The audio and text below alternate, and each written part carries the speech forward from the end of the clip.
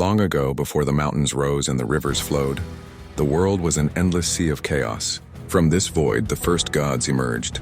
Izanagi and Izanami, the divine couple who would shape the world.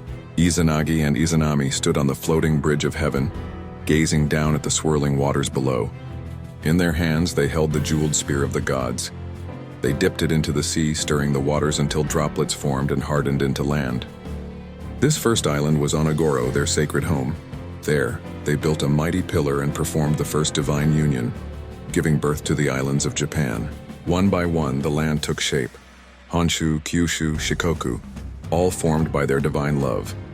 But their greatest creation was yet to come, the gods who would rule these lands.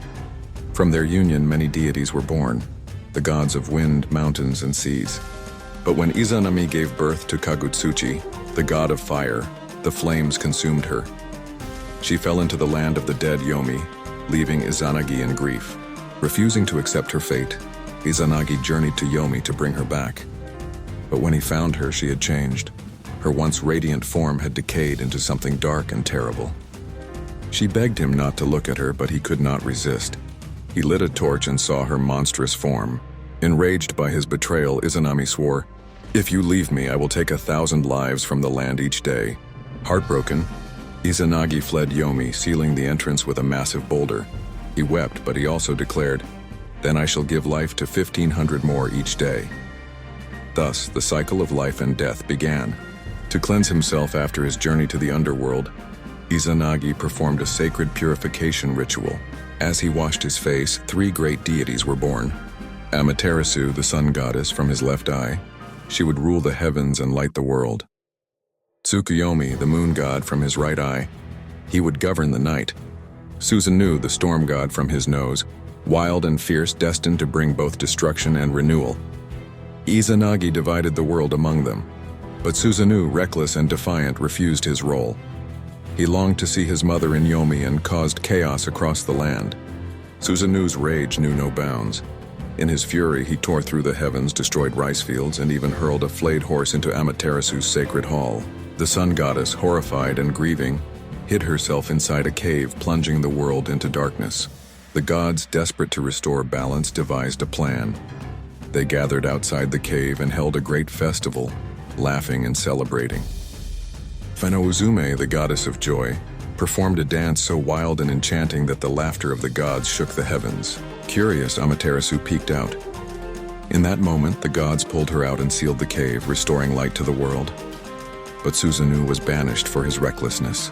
In exile, Susanoo wandered until he reached the land of Izumo, where he found an elderly couple weeping. They told him of Yamata no Orochi, an 8-headed serpent that devoured one of their daughters each year. Only one daughter, Kushinada Hime, remained. Determined to atone for his past, Susanoo devised a plan. He prepared 8 barrels of sacred sake and placed them outside the serpent's lair. As Orochi drank, it became drowsy. Seizing the moment, Susanoo drew his sword and slashed through each of the serpent's heads one by one until it lay defeated.